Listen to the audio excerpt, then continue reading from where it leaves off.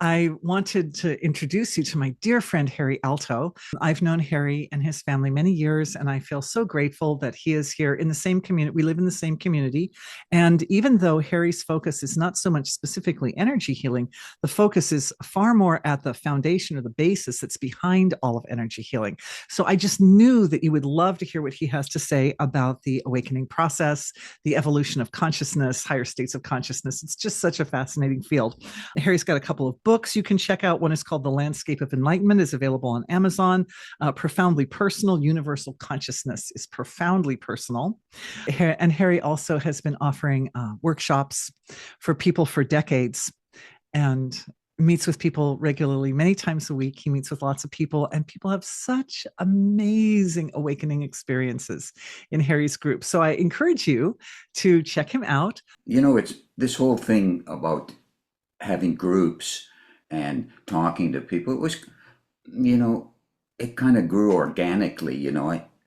I knew a couple years. I still know a couple years ago, and we were sitting in the living room, the dining room, and we got up. We were finished.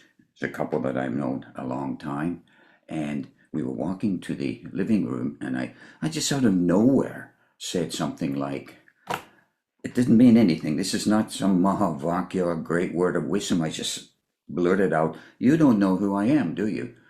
And this lady, she froze right there. Her eyes got big. Something happened to her. So we continued to the living room, and we sat down, and I looked at her. I said, "Sue, what happened?" She says, "What did you do, Harry?" "I didn't do anything, honest." And she says, "My consciousness expanded. It felt like infinity, like I have arrived at home." I was way more surprised than her, all right? And, well, my first thought was, let's see if it lasts. Maybe it's just a flashy experience and it comes and it goes. She came back to town and we visited, and she's from Canada, incidentally. She came down to Fairfield, and she said, "Still there, it just keeps growing." Now it's been now 12 years or so, and she's into all kinds of experiences now. So I had this thought, if just from saying little words randomly, and we've been talking for a while about higher states of consciousness, I said, if we can just talk about it on the understanding level, and that can have such a profound effect, maybe I should start slightly bigger groups or expand my groups. The husband of this lady who's had experiences his whole life, flashy this and flashy that, divine experiences, all kinds of unity, everything. But he never felt that he was awake. And he told me, "Well, I meditate every day, hours and hours, and I have all kinds of experiences." And my wife, who, hardly meditates ever, and she and doesn't have many experiences, she wakes up and I don't. Do you think that's fair? He was kind of joking, but not really. How come she woke up and I didn't? I said, Right.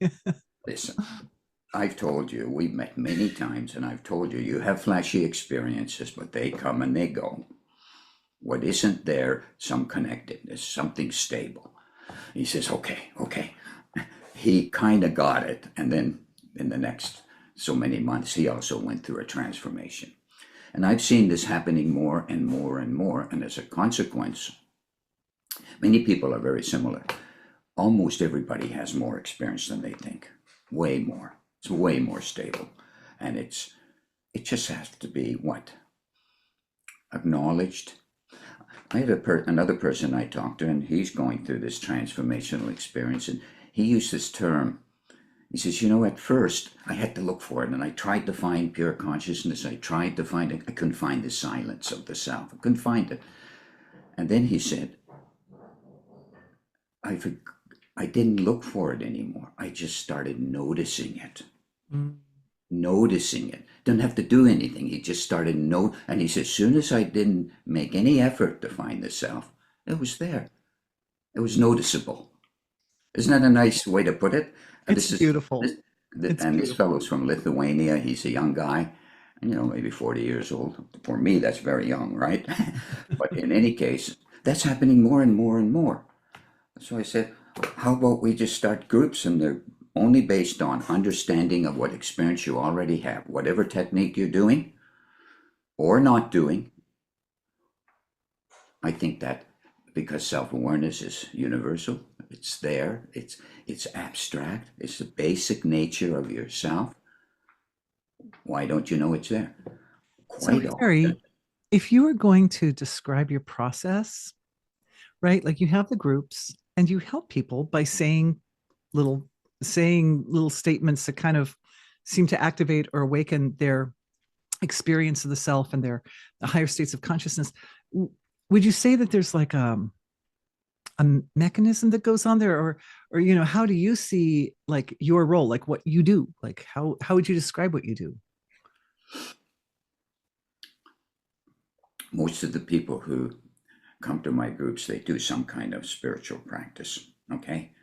And mostly some kind of successful, whether it's TM or some other kind of practice, they do something. Mm-hmm. They meditate, they pray, whatever they do, they already have some vague sense of. And over the years, I have developed what kind of intuitive process, let's call it, how to bring out the experience. Because the realized state has two aspects to it that are equally important. One is you have some kind of experience, some kind of silence, some kind of inner stillness. But if you have it, but you don't know it, you don't understand it, you don't accept it, it's not there. You can't notice it, you can't find it. So what I bring onto the table is a kind of, it's a very subtle thing because everybody already has it, so I can't take any credit, or not much anyway. Nobody can help taking some credit, all right? But basically, I slowly, what? Like a shepherd leading somebody to water, and the lake is already there. Just have a drink. And then I describe it. And many people will say something like, they'll come to a group meeting and says, well, I have something, I have some. They'll usually say, well, I'm not awake. That's why I'm here. I'm not self-realized. And I'll say, sure. And they say, yeah, I'm totally sure. So you don't have any stillness or any, oh, I got that, they'll say. Right, right. They'll say, I got that. I got some still. What do you think that is? Usually they'll say, well, it's very natural, simple. It's just there. And, well, the self is very natural, very simple, and it's just there. And I go on from there and I describe the process. And I'd say the vast majority of people after maybe 5 meetings, 10 meetings, whatever, some practice involved, and they start getting it. That's so beautiful. So to me, this is what it sounds like to me, and you can let me know if I'm Oh, on yeah, track with it, absolutely. is that you're helping to create a, a kind of a lexicon or a verbal structure. You Yes. describe to them their experience, and that when you describe it, they're able to accept and embrace that description and start to define their own experiences in terms of these phrases or descriptive words that you've presented them with. It simplifies the abstract nature of Absolutely. those experiences. Beautifully put. And it's much easier for me now after doing this for years because there's other awake, making no claims, but there's awake people in the group, not just me. There's all kinds of people, and they're speaking about it this way, and they're speaking about it this way, and when people listen to that, they don't have to believe me, but they'll believe 5 or 6 or 7 people who are describing similar feeling. And they'll, whoa, if that person has it, surely I have something like that, right? Yeah. Yeah, I'm sure it's validating too, It's because validating. That's the word. Yeah, yeah, yeah. yeah, you probably help people appreciate the experiences they're having, even though they might downplay them in their own minds. Everybody does that. Everybody, because what? Did anybody remember when they were trained in school, high school, public school, anybody ever used the word self realization? Oh, come on. We Right. have no training. I didn't have, nobody does, right? No training. No, you have to start from scratch. You get the feeling that there's so much change, so much up and down, so much turmoil in the world. Is there something better for me? So you become a seeker. What are you seeking for? You don't really know. You're just looking for happiness or contentment or anything other than change.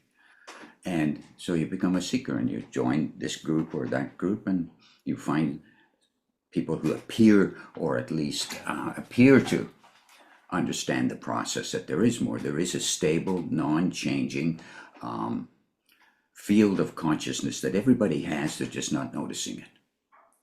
Harry, I think a lot of my listeners often associate the experience of higher states of consciousness with flashy experiences. And I wonder if you could speak a little bit to the difference between, or like, how do the like really incredible, like, expanded experiences, how do they kind of fit in or play into that process of that awakening?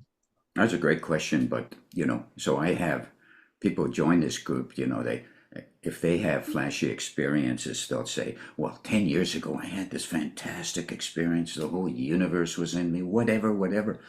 I said, "So where is it now?" "Oh, it's gone. It's not there anymore." "Oh, doesn't that tell you something?" And they say, "Yeah, it does." Flashy experiences are great. They're certainly indicative of a ground state. Something stable is there that's allowing this kind of stuff to come out. But flashy experiences are pretty far away from the first state of realization, which is very simple, very natural. Everybody can have it. You don't need flashy experiences. You don't even need much of an intellect, but you do have to have 2 ears and a head, and be human beings. We're uniquely configured to have self-realization. It's difficult not to have it. That's the That's natural so state of beautiful. human life, right? I Yeah, know it's you beautiful. agree, Dorothy, Oh, right? yeah, absolutely. I mean, I'm wondering if the flashy experiences or the experience, like you described so beautifully, like the whole universe was in me and Yeah, all yeah. that, or I saw God or whatever, um, are somehow associated with the condition of the nervous system or the senses of perception. And you said something really fascinating. Harry and I, you guys are friends, and we talk on the phone sometimes Oh, too. yeah. You said something the other day when we were on the phone together that kind of stuck with me. It was very interesting about something about how the process of the refinement of the senses is like one of the phases that the awareness does go through in the process of reaching that more awakened state. But I think it flashed by pretty quickly. So I'd love it. I'd love to hear a little more detail about that. Because again, I appreciate that you're putting the concept or the idea of like reaching for or grabbing for flashy experiences is really not the best orientation for a person to have a fully awakened experience. And yet it's still like it still like plays They're in a tied little bit, together. right? For some people, everybody's different. Some people kind of ooze into self-realization step by step. They hardly know it. Somebody comes along and say, "Well, do you have it all the time?" "Yeah, yeah, it's there all the time. When your eyes are open, you're acting. It's there." "Yeah, yeah, it's there all the time, 24 hours a day." Well, that's a description of the beginning, one of the beginning stages, and it's not even a stage. It's finally a permanent experience. It's called self-realization historically, as long as it's there all the time. That's it. You don't have to have now. Flashy experiences, I must say, I've certainly had flashy experience throughout my life. Okay, and but I came to the realization, since they're coming and going, I wanted something to be permanent. Now, states of consciousness. Let's say you wake up, you get the ground state. You gotta have that. You gotta have the earth for the trees to grow and the flowers to blossom, right? Let's call pure consciousness the ground state. After that, there are other states of consciousness, keep going on and on and on. And, you know, these flashy experiences become your normal experience, or can become your normal. So they're just normal experiences. You accept them, they're there, they're part of the wholeness of the self, the totality of experience. But you have to get to the first stage first. And that's easy. That's easy. And once you get there, the second step is easier. And the third, there's so many organizations talk about, what you're going to get to this no self experience and there's nothing there and it's great and it's wonderful because it doesn't change. I agree with that, but it's just the first step. It's the Right. ground step, and it's not empty. It's ready to be filled with what? With everything. So, like Oh, that, it's right? beautiful. That's beautiful. Right? Yes, absolutely. Absolutely. So there's some, because it's a gradual process, then there's some adaptation that takes place.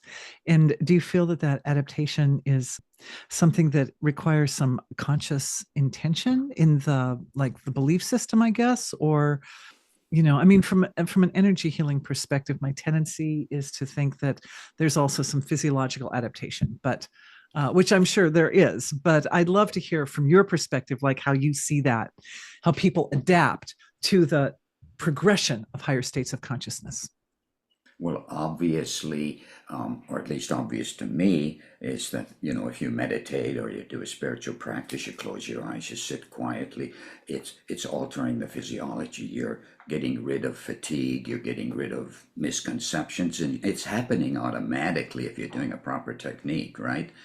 And Dorothy helps people with that process too. But it's very, very simple. Eyes closed, meditating or any kind of prayer or anything that works begins to purify the body. But the purpose of all that activity is, you're doing something. You're doing a technique. It's like if you want to get strong, you lift weights, right? You Right. want to get spiritually expanded, you meditate or do some practice. But the purpose is to get a result. And that result is exhibited in daily activity. And you asked me about the senses, which I kind of ignored, but I can go into that a little bit. Okay. So, one of the, we've all lived our lives, helter skelter, in the, many of the misconceptions about self realization have to do with relative life, regular life. Okay. Regular life nearly always hides the self because you're so involved. There's nothing but what you're looking at, what you're talking, who you're talking to. The only thing that changes in self-realization is that mechanic of living normal life stays, but the self is there as well. The knowledge of the self, or the knowingness of the self, or the sight of the self, it depends on the person. That's the only change, but that change is monumental because you now have something very stable in your life. Very stable. That's what's missing in the relative for your experience is that it's changing, changing, changing. I need to have more and more and more. Doesn't matter what you get, you want more, right? Right. It's not that the relative is going to go away. You're going to begin to enjoy it more. It's going to find its own value, which is also related to the self, right? So I'm not in any way ever advocating that there's an inside experience and an outside experience and they're separate. They never have anything to do with each other. Growth of consciousness has to do with a unification, with a connectedness, with love and what? The feeling level of life in physical life and normal life, emotional life becomes stable, just as stable as the self.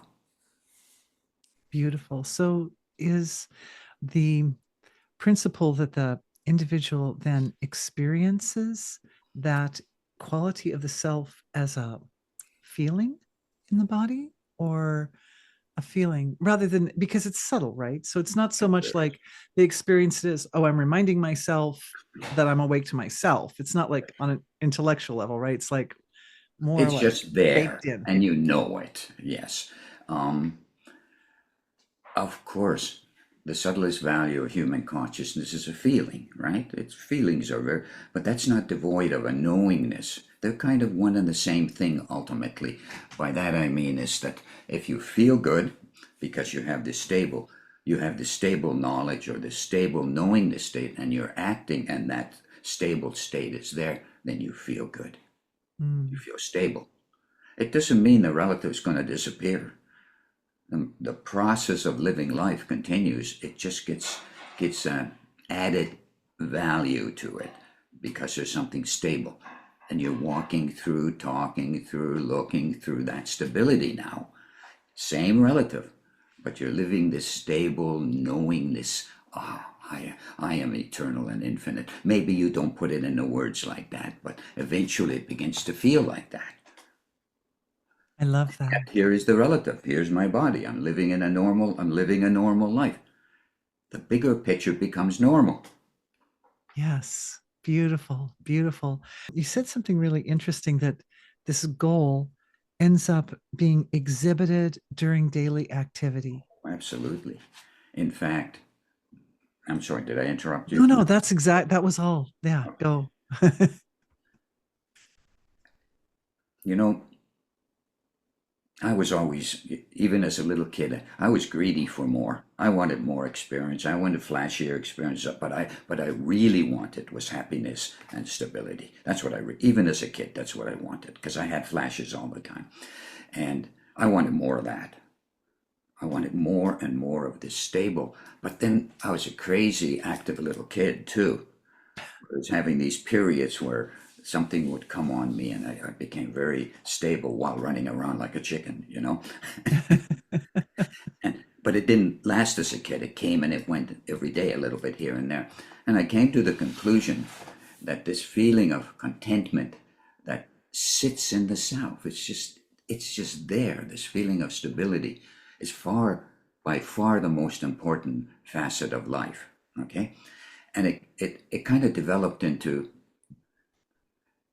it, sort of like use my eyes, use my ears. As I was growing up, I got used to the fact that you could call the self kind of like a container that filled up with more stability. It's just an analogy, okay? And it filled up with the relative, and it filled up with this, and it filled and how did it fill up? It filled up with connectedness and a unified feeling that even the relative, which is kind of heavy duty, right? Um, was part of the self. Your family first, and then your friends, and it goes on from there, right? It's a feeling, really. You could call, I sometimes call self-realization love realization. I know that's easy for you to say, but it's not that easy for a guy to say, okay? But that's what it feels like, right? Yes. But I like to use the word the lap of God, because it reminds me of a feeling that seems to um, dominate during the deep sleep state, that there's a sense of resting in this eternal, unconditional wholeness, Yeah, absolute love. yeah, yeah. Well, that's what it feels like, because that which hides the self also reveals the self. Oh, beautiful. That's That's beautiful. right. And that is whatever your misconceptions are, whatever your understanding is, whatever you think the relative is, whatever you think, all of that has been hiding the self because you have misconceptions. You don't kind of get it. You want it to be super flashy. You want something wonderful to happen, and you don't want the relative to get in the way. Maybe the relative should go away. No, the relative is the means by which you do your spiritual practices, whatever they are, and then you act. Those qualities that you get in the silence of the self and the silence of meditation begin to pervade the relative. The relative gets enhanced and begins to be understood to be what? Part of the wholeness of life. Not something out there, but something in here and out there. You could call it kind of a unified sense begins to grow after the initial state comes, which is just the self. Oh, that's beautiful. It's so beautiful, because I think this is another area where I think people get confused a little bit sometimes, is they think that, well, I have to perform subtle actions, like the way that I'm going to sort of evolve or develop my consciousness is by doing, well, energy healing, among other things, is a very kind of subtle action. It's not out there washing the dishes or something. I mean, for me, when I wash the dishes, there's also purification happening. Of course. It's at all the levels at the same time. But I think what you said, it was so brilliant. It just struck something inside of me, that when integration is there all across the spectrum of the self, then every layer of the physiology is engaged in action, which supports the deeper and deeper integration of the relationship with the divine.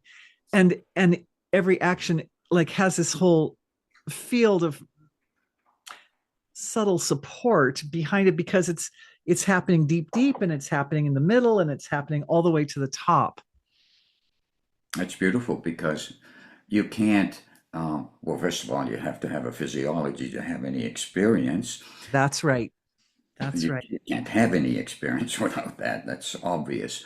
But the heart and the mind and the body, they're interrelated very, very, very deeply, right?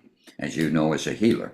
And that's what I certainly see. The thing to remember is you don't have to have a great intellect to wake up. In fact, it can even get in the way sometimes. You just think too much because the state is very simple and misconceptions are there, ideas are there, physical restraints might be there, but none of the self doesn't really care about any of that stuff. It's just in there anyway. And it's not in there, it's everywhere because it's universal.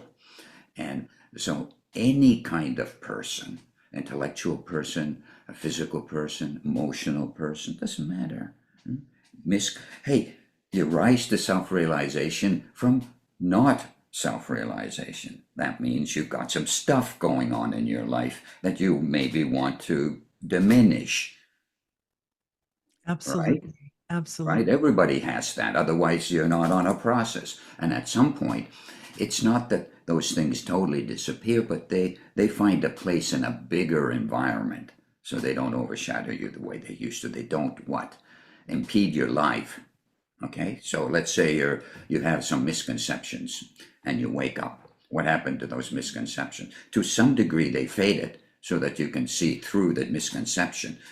But because maybe it's your natural tendency to be a doubting kind of person, but the self is there anyway. So that moves to the side a little bit, those doubts, enough so that you can continue to have the self. The stress or the misconception becomes, it's the same size, it's just in a bigger container. So it has less influence, like that. Oh, so beautiful. And could we say that then one is able to a little more witness all of the relative metrics by which they have judged and known themselves through the Absolutely. course of their life, so Absolutely. they can, as they're witnessing it, then all of a sudden it all comes into perspective. A bigger heart, a bigger mind also means that environmental influence, good, bad, and indifferent, overshadow less and less. They don't hide the self the way they used to. In fact, they begin to reveal the self. Oh yeah, that's so brilliant. It's so Isn't brilliant. that isn't that what happens? Yes. That's what's happened to your life, right? Yeah, absolutely. And I think it happens in energy healing a lot. It's one of the, like, in a way, we could almost say that's sort of the fundamental shift in energy healing That's right. is that the issues that were causing people pain and suffering all of a sudden become the instruments by which they rise to a higher level of self, really true self understanding. That's right. They know Yeah. themselves. Yeah.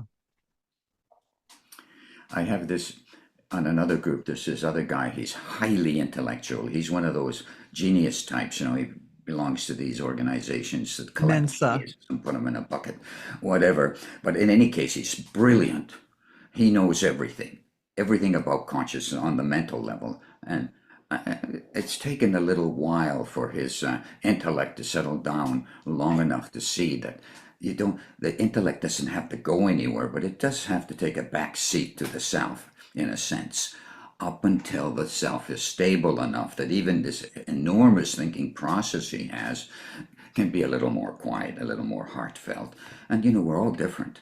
We approach self-realization from where we are and who we are, with our feeling level, with our intellectual capacity, whatever that might be. And if you put 10 people in a room who are awake and ask them, what is this? What is this wakefulness that you claim to have? They'll all describe it differently. But they're describing the same thing, but they're describing it in their own way. One person says, well, I don't really need to talk about it. I just have it. I own it. It's mine. You can't have it. No, just kidding. But another person will go into a thing. Yeah, it's silence. It's always there. It's this, it's that.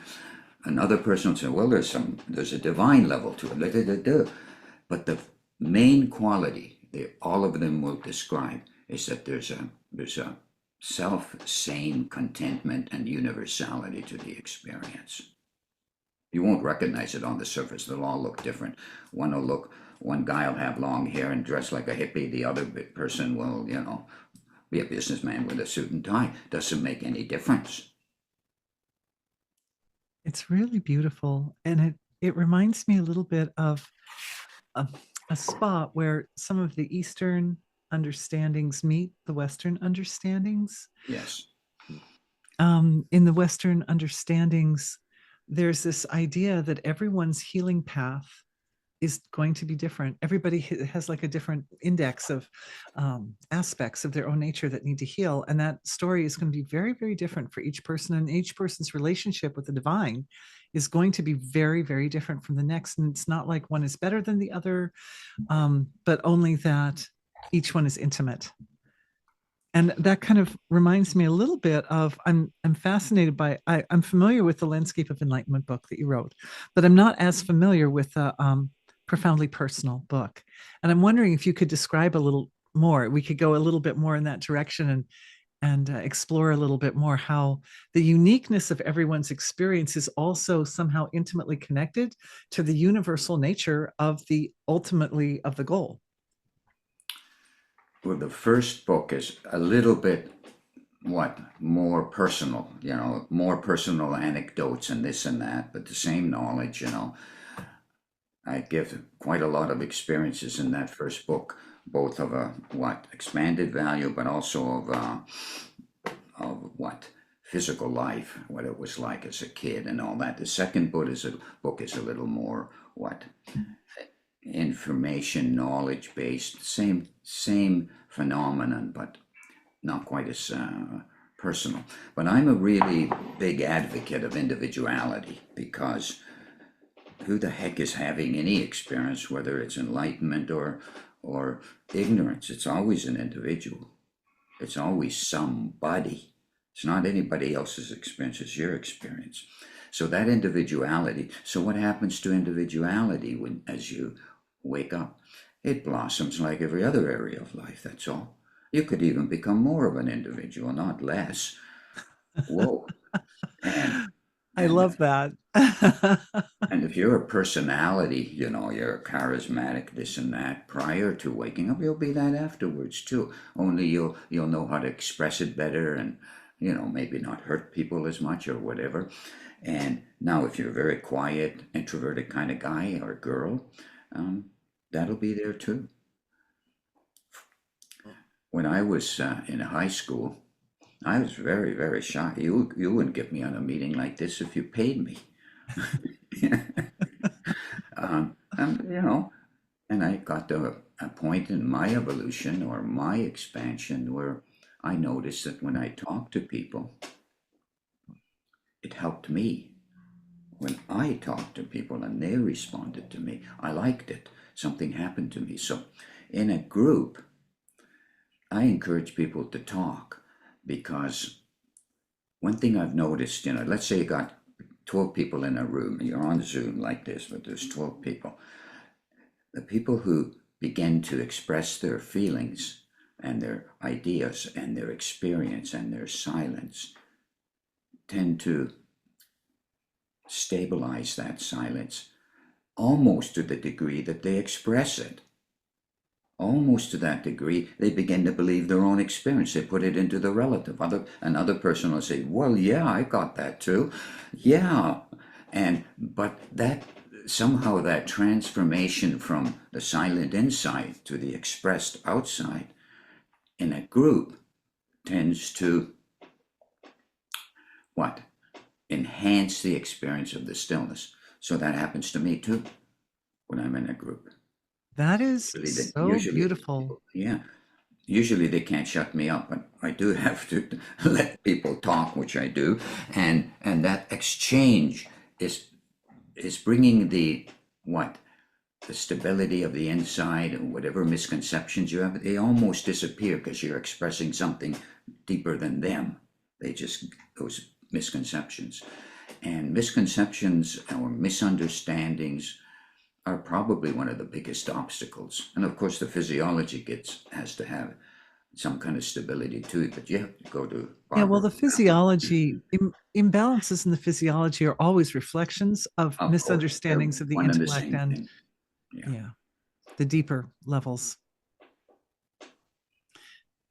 It's very interesting, your point, that it would be one thing to stand in a room all alone, all by yourself, and speak out what was the inner experience versus being in a group and speaking out the experience. It's something I also experience, and I find it absolutely fascinating that it feels a little bit like viewing my own experience through the eye of a fly, with multiple facets, and That's that right. each Yeah, yeah. person, That's right? beautiful.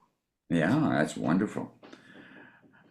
And isn't it because as the consciousness expands, there's a level of empathetic um, association with the whole field around, so that if somebody's in my group and they're witnessing what I'm saying, then I'm getting to see what I'm saying from my perspective, but I'm also getting to see it from their perspective.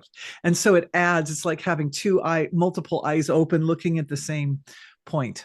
That's beautiful. That's exactly right. And uh, what begins to happen, people, they tend to experience the self. They could call it, they have it inside. It's not really inside, but let's say the first stage is kind of, you could call it, you'd understand that you're living in this space, the space of the self, or the space of silence, or the space of this knowingness. But then in that state for a little while, some months, a year or two, what happens is that you begin to realize that you're looking at something, and it feels a little bit like you're looking in a mirror. You're looking at, say, that bookcase over there.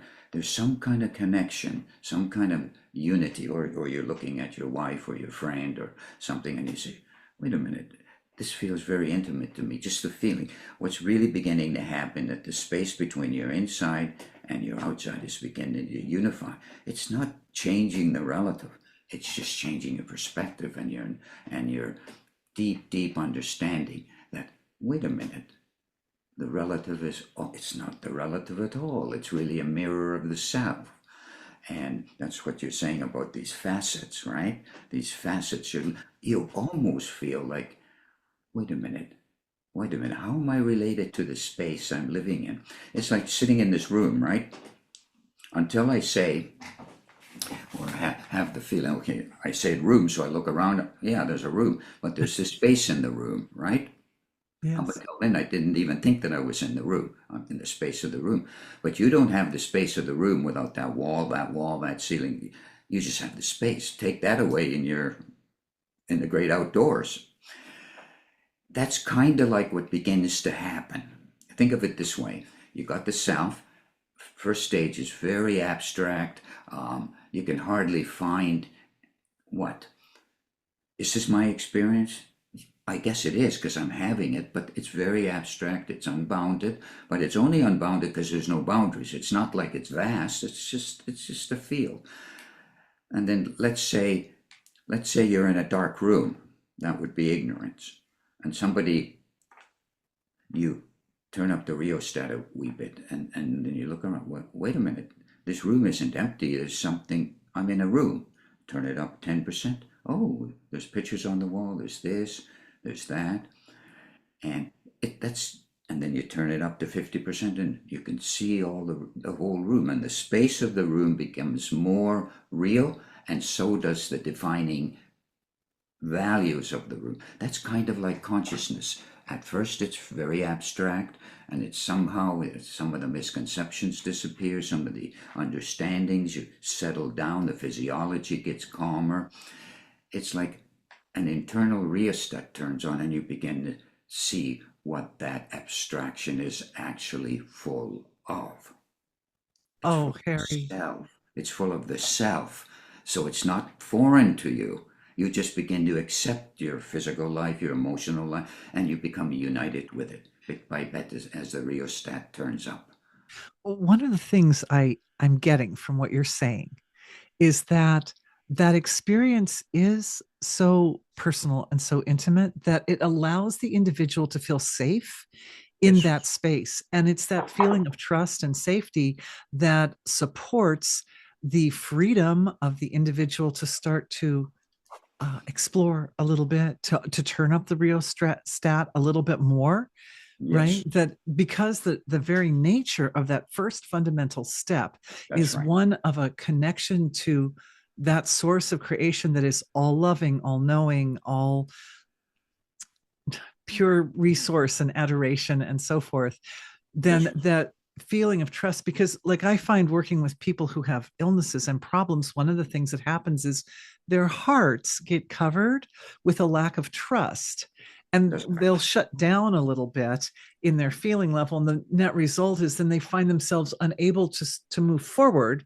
in their reality on the level of consciousness, on the level that matters. They may be very successful in the relative, but if Oh they yeah, can't move forward inside, they become very unhappy and uncomfortable, and their bodies become uncomfortable. And so somehow that there's something in that, the nature of that first step of relationship, that's extremely nourishing and makes a person feel safe and secure and able to take the next step. that's completely right. You know, if a person all by himself, he's got no knowledge, or she's got no very little knowledge, and is not part of a group, and pure consciousness suddenly dawns on them, it would be like, what is this space? It could be slightly scary, even, okay? Yes, Because, whoa, this is a big space. What is it? You might even shut it out. that's In a right. That's group, right. in a group, somebody says, "Yeah, that's the self," and the person will say, "Whoa, really? So it's good? Yeah." But somebody had to tell that person that. Actually, that's where the knowledge comes in. Isn't that Do you interesting? think that because somebody tells them, and so that the validation is coming a little bit from an environmental position, it's as if when they have the space, they have the potential to expand their awareness and to take in a sort of empathetic way, the experiences of their environment. And then when the environment is able to reflect back to them, oh, yes, yes, this is actually very good, then it's as if they have a moment of witnessing their own experience, and that the witnessing value is validated through That's that. right. Is it? I mean, I'm just kind of conjecturing. No, no, that's completely right. You know, there's this other guy, good friend of mine, long time, very good experiences, had no stabilized good experience, but no knowledge and no acceptance that that could be anything to do with self-realization. And we're sitting in our living room here, and Kathy, my wife, knows this couple as well. She put up her finger like this and went like this, like a school marm, and she said, "You don't feel you deserve self-realization. Isn't that true?" And she just wagged her finger. And this guy, who's I've known for 30 years, went into a state of unified consciousness. Bit by first he said, "Whoa," and he accepted that, and he said, "Yeah, you're right. There's this obstacle. I've always felt I don't deserve what everybody's describing as this wonderful state." And he went into that wonderful state, and he's been there ever since. Oh, that's so Isn't beautiful. that? That's so beautiful. So I try that once in a while. It doesn't work for me as well as it did for her, by the wagging of the finger, but the principle is the same. Yes, that in is so in a sense what you're saying is that the individual at that point restructures the sense. If they're restructuring the sense of their own deservability, they're restructuring also their perception of themselves, their definition, their Absolutely. self-definition. This self definition, you know, if you define yourself properly, you're awake. And if you define yourself a little bit less than properly, you're on the way. And Oh, that's so interesting. if you define yourself not at all, then you're in ignorance. You're not even a seeker. Oh, But Harry, that is beautiful. That is beautiful. So here's my question, because I've looked at this because it obviously ties into energy healing. oh, And it's the same process. yeah, is that if one is willing to give up the individualized self-definition and adopt the definition through the lens of the divine. So it's not how I define myself, but it's how God defines me. That definition is one that opens all the doors. Can I add just one thing to that? Oh, please. Okay, no, it's perfect what you said, but it is giving up the individual, let's call it the limited definition rather than the individual definition, because ultimately the individuality also begins to accept self-realization, right? Absolutely. Okay, so the individual gets to a level that don't have a limited definition anymore. They accept the fact that the self is unbounded and that there is, if we want to go there, we can talk about the divine levels a little bit too. You know, some people have those experiences, but you know, I could look at it a little bit. You could, if you read my books, there's a lot of that kind of stuff in there, which is fine, but there's simple stuff too. The pure consciousness or human life there's this fundamental level, silence, stillness. It's not totally silent. Silence is overrated because it's not really silence. It's an experience. Therefore, there's somebody having that silence. So it's lively. There's a knowledge level or a knowingness level to that silence. Therefore, it's not just pure silence. Right. It's experienced through the filter of the nervous system. That's right. Okay, so that's one level, and then there's another level that knowingness, because it's a knowingness, it's also kind of a knowledge. There's a form level. There's a divine level. It's also the unboundedness. The silence is universal. The knowledge level is universal. It's everywhere. Then there's this divine level. You could call it the laws of nature, if you like. Those laws of nature were defined by this knowingness level. This divine level has forms. Some people see these forms. Some people live these forms. But it's only one level. It's a beautiful level, but it's still one level. So there's the divine level, and there's you could, let's call it personifications. There, the laws of nature are personified. It's also universal. These laws of nature make the universe, make the physical world inside and outside. And that's what you know. You don't have to see these levels. I'm just describing them. Okay. So another layer is the physical world you live in. That doesn't stop at this wall or at this society or at the boundary of the earth or even the stars. It goes on and on. It's also infinite. All of these layers are possible to be experienced in expanded states of consciousness because they fill up the container of the self with everything. And then the question might arise, who made all this stuff? Is there a goddess? Is there a god? Do they exist? That would be the next question. Let's say you're living in the mansion of the universe now.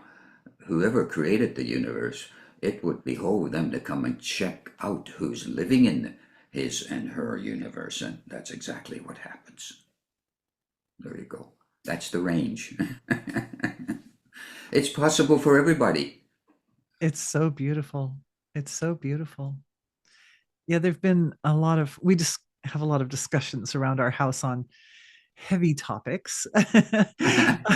So religion, politics, these sort of heavy Oh, of topics. course. But one of the points is that in Western religion, God comes to man. God comes to man. I mean, also in Eastern has its traditions of like Krishna and Rama coming like that, incarnations or avatars of God. But in the Western, Jesus is God. Like it's like full 100%. Like I think Krishna was something like 15% God or something like that. And obviously Rama was divides into 4 parts and all that. So, but it's one event that happened 2000 years ago. But once the event took place, which was kind of a seismic spiritual transformation that was created on earth at that time, it doesn't really end at that point. Once it's happened, once God has come to man, then God is always sort of like present. Jesus comes to people all the time. Like people in the Western religion, they see Jesus comes to them, and all kinds of, oh, I've had so much fun on YouTube watching all these wonderful people videotape where these phenomenal events occur during Eucharists and stuff, and all this light is flashing all over the place. It shouldn't be possible to pick up with a video camera, but it is. People are seeing all this and the transformations of the Eucharist, all kinds of phenomenal things that happen. It's just really interesting, and it's really beautiful that God does come to man, and God now continues to come to man, continues over this course of time. It's been 2,000 years. It's very interesting because I feel that it has the fact that God can come to man has in its nature, that action has in its nature some values that break apart all the internal assumptions and judgments and expectations and sort of limiting beliefs. Anyway, I I'm wondering what the role of the breaking apart of all those limitations plays in the facilitation of the relationship with God. But every culture has their own version of God. Mm-hmm. And, you could say it started 2,000 years ago or 10,000 years ago or started with the birth of this earth. You don't know. Human consciousness can only go so far. But I tend to look at all the gods and all the goddesses as related, totally 100% related. And certainly everything you said is correct and nice and true. It's kind of like human beings, they get enlightened and they go to this stage and then they go to this stage and then they go, this is kind of like lifting the spiritual weights. You do all the work and then at some point, let's say you're at the supreme value of the senses and the understanding and love and connectedness. At that point, all you have to do is wait for God. God comes now. God moves into your life. God moves into your life. And it isn't kind of the end. The thing to remember, okay, so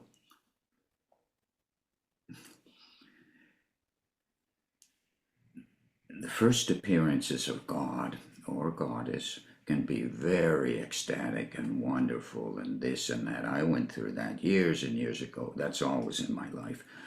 You wouldn't have wanted to meet me 40 years ago when I was going through this because I was just in bliss all the time. Okay. But that settled down. But it's still there. But it settled down. It became more natural. So every stage of consciousness, you might go through a flashy period and an experience of great expansion and this and so forth. And oh, whoa, this is great. But when it settles down, it's still there. And every stage is more settled, more big, more full, more, and even the presence of God becomes a natural experience, a simple experience that she is just there all the time. And that's far more fulfilling than just the self, but you still have to, and what you really discover at the self isn't much different from God. It's just personified now. That's interesting. Yes. Right? You managed to go to an expanded value of consciousness where you actually see the absolute, the supreme value of the absolute, but you also see the supreme value of the relative. You see both, and they become one. You remain the experiencer. If you didn't, there'd be nothing there. You remain the experiencer. I'm wondering in your groups, as people evolve to higher levels of consciousness, what is the role of purification? And I would say the obliteration, is that too big of a word? Or maybe the dissolving of limiting beliefs and understandings in that process? Because this was sort of inspired by the discussion that we're having about God. Yeah. Is that in that presence of God, there's it seems as if the nature is to simplify the entire field of perception so that a lot of the structures that we normally think of as the basic scaffolding that allows us to uphold our relationship with the relative tends to shift in its nature to a certain degree. And that can be, for some people, that can be kind of unsettling.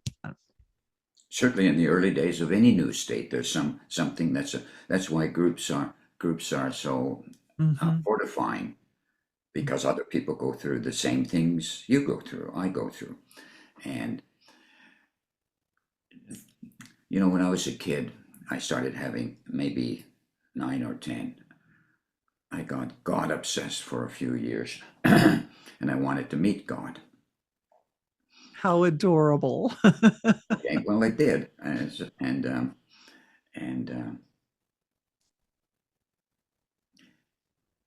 what happened, I was living in a field of some kind of light in those days. And my feeling was, if God is a field of light, then I'm disappointed if that's all God is. Okay. And as I want to see God, I want to know she exists. I always had this she thing going too. I couldn't see just one. I always saw a combination of two. And then I asked myself questions like, well, okay, so God exists. I believe that, and I understand it, and I've had some sense of it. But who made God? And who made God? Who made God? I have questions like that, and I wanted the answers to those questions, and it took a while to get those answers, but they eventually came. Nobody made God. God's eternal, infinite, uncreated. Now, since we're on this big esoteric level, we can pursue it for a little while, but so are we. We're uncreated too. And why? Because we're united to God. We're the same phenomenon, but on a point value or a smaller value, let's say. We hold as much God in us as we can. God can know us. We can't know God fully. Not fully, but quite a bit. Quite a bit. So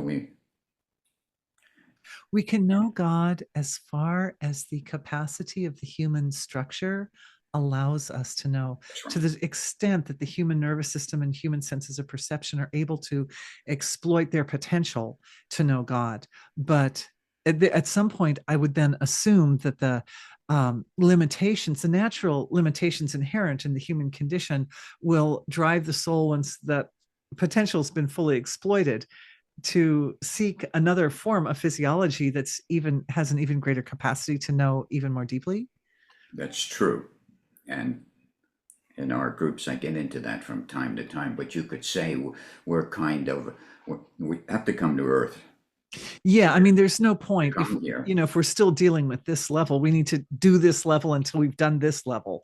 Yeah. But all these states of consciousness, I don't know if I want to go there, but I could for a second. Okay, there's eternal value, infinite value to human consciousness, which also has a form. In Eastern terminology, it's called the Atman. It's your cosmic form. That's different, or totally similar to this, but here I am sitting in a little chair in a little room in a little village, right? The Atma value is everywhere, but it also has a form. That form can go closer to God. I think we should come to Earth now, don't you? Yes, absolutely. All right, but no, they're fascinating subjects, and human consciousness has the ability to go into all these levels, and people do come to on these meetings who have these experiences and ask these questions. But the primary question is how do I wake up? How do I get this ground base on which everything that you're talking about can sprout up? It's pretty simple. Right, because once that's established, then All this essentially other, the yeah, system will roll on its own, won't it? that's exactly Essentially. right. It rolls on its own because you were meant to go there. It's the laws of nature, the aspects of nature just give you the momentum naturally. I was going to say the laws of nature support it because, That's and right. that leads me back to a little question that I was thinking of earlier too, is if you were going to define what the goal or the purpose of the human existence is, how would you define that?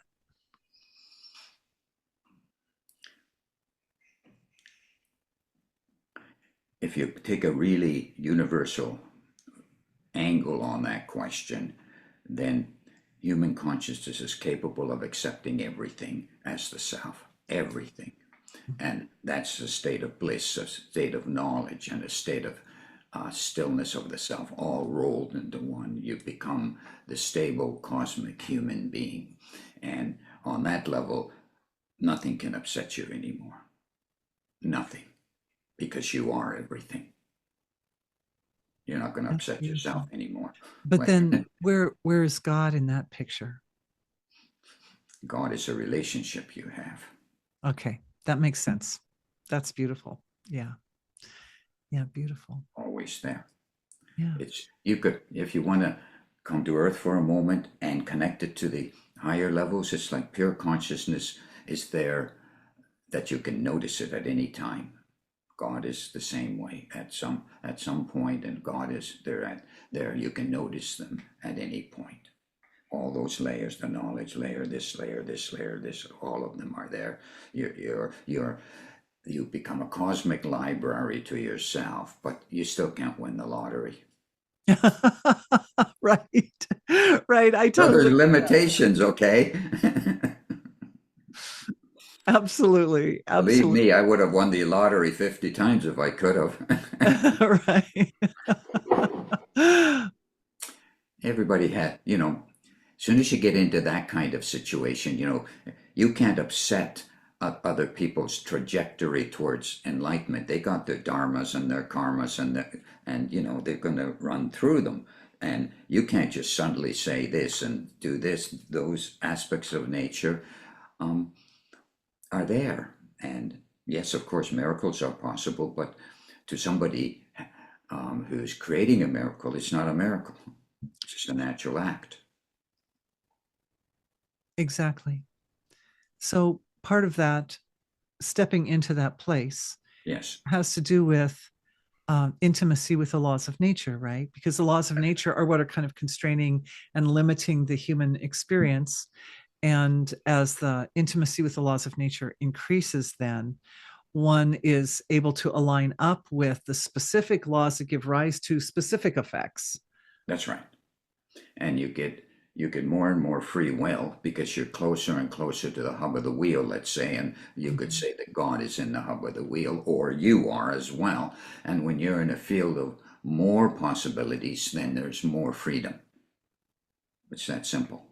That's so interesting because it feels like because that state is very transcendental, we could Yeah, say, that not only is there more freedom, that your will, you find that your thoughts and your ideas kind of tend to just manifest sort of that's right. spontaneously, but also the path becomes more and more narrow too, right? Because it's greater and greater alignment with God's will, and God's will is very specific, right? So you can't just become degenerate or, I guess I'm kind of seeing both happening at the same time, that both the individual will is more and more expressed, but also the maybe the internal willingness to violate natural law is also greater, or let's say the internal willingness to violate natural law becomes more and more constrained, so that you just want to do the will of God, you just want to do the right thing. You naturally want to support your environment because if I talk nicely to you, you talk nicely to me. That and it doesn't matter if you're a criminal, you want something come back to you that you like. Okay, so the laws of nature take care of that. Give you a little slap here and there, but eventually you begin to see if you help your family and you help your friends and have an influence even on the divine level, those values start coming back to you. Hey, that's what we want, isn't it? We want more happiness, more love, more connectedness.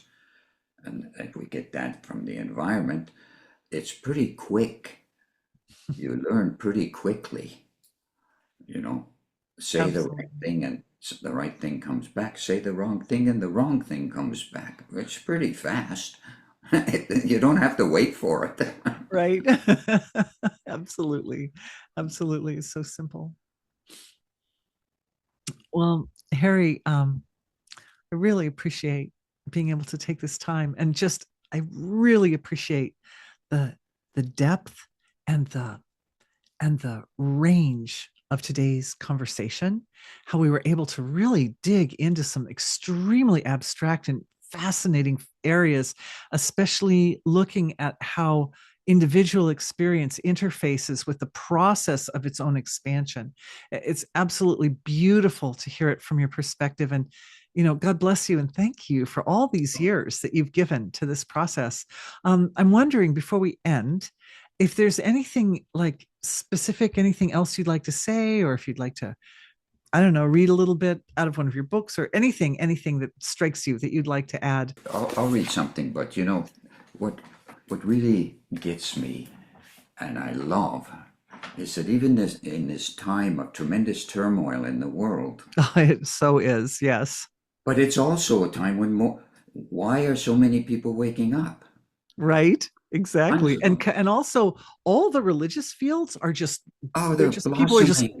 running towards religion like amazing. And but I've always wondered, having had this experience, the experiences since a kid,